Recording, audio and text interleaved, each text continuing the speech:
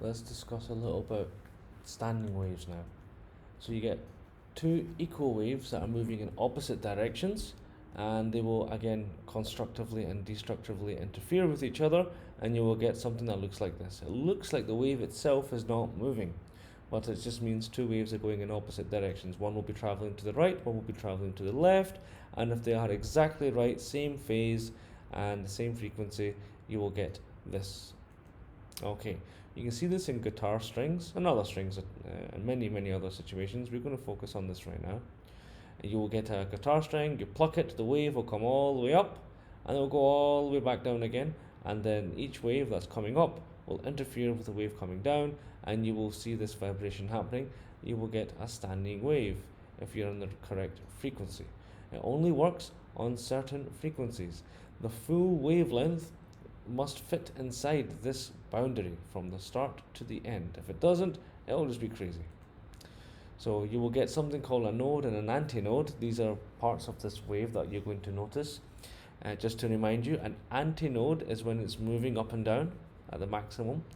The node is where it's zero amplitude, where they cancel each other out. You will get nothing. For example, here, if you have the first harmonic, you get the start and the end, and this is moving up and down. Two nodes, one antinode. You will see that this is half a wavelength. A full wavelength will go all the way along, half a wavelength. So if this is the length here, that means the length of this rope is the same as half a wavelength. So if I wanted the full wavelength, I will have to double this. It will be double. If I go to the next one, the second harmonic, you notice that I have got now another node and another antinode, but look at that, that is one full wavelength. Now my length of my rope and my wavelength are exactly the same. So the wavelength and the length of the rope are the same. Moving to the third harmonic, you will see that I've picked up another node and another antinode. I now have 1.5 wavelengths. So that means the length of the rope is a little bit longer than a full wavelength. It's 3/2. If I break this up into thirds like this, 1, 2, 3, this is a little bit extra. The wavelength is 2/3 of the entire length. Okay, only 2/3.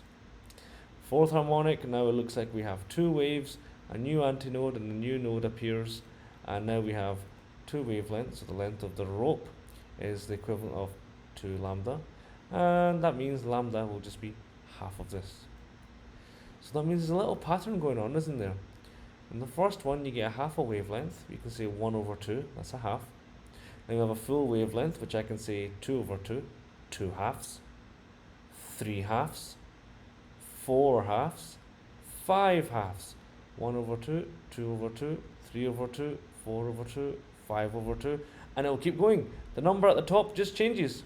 You count the number of little almonds that you see here, little shapes, 1, 2, 3. This tells you which harmonic frequency it is. It cannot be in between, it has to be one of these, it has to be along these integer multiples. Okay, so standing waves are formed if you reach these ones, every half a wave in this case.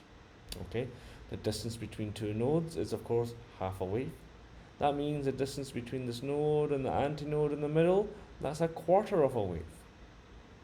If I wanted to make a formula to find the length, we can do L equals n lambda divided by 2. L equals n lambda divided by 2. N lambda divided by 2. The only thing changing is this n. 1, 2, 3, 4, 5. You can rearrange this formula. We can take the 2, it becomes 2L, and then we'll divide by n, and that means we have the wavelength alone. It equals to 2L over n. That will help you find the wavelength. Remember, the n is the number of the harmonic. This number that's changing, and you can just easily find it by just counting these little shapes. You can also find the frequency using the same formula as before. Frequency equals V over lambda.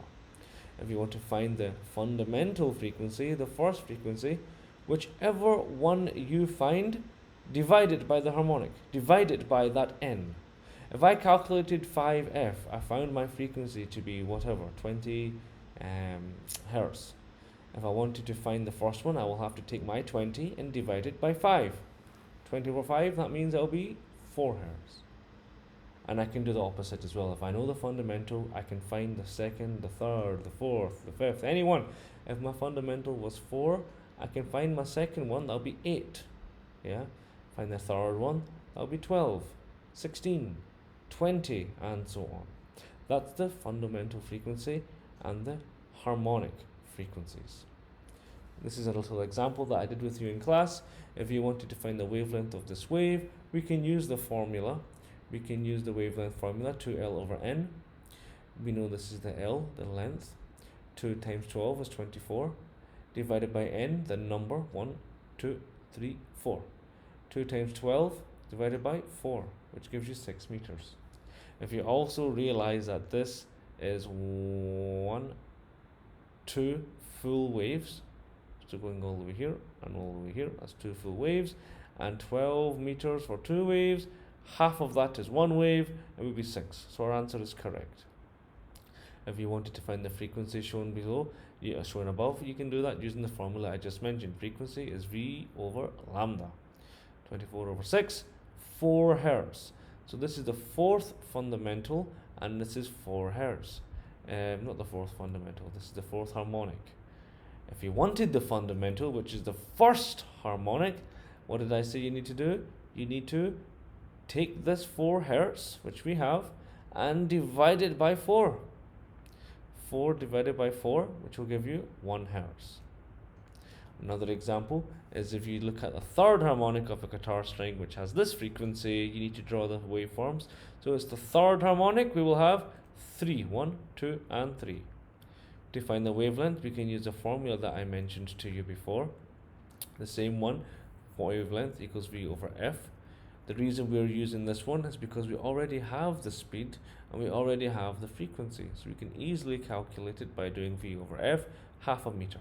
This wavelength is half a meter.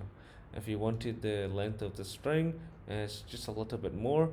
So we will know that it will be, this is a half, this is a quarter, 0.25, 0.50, 0.75.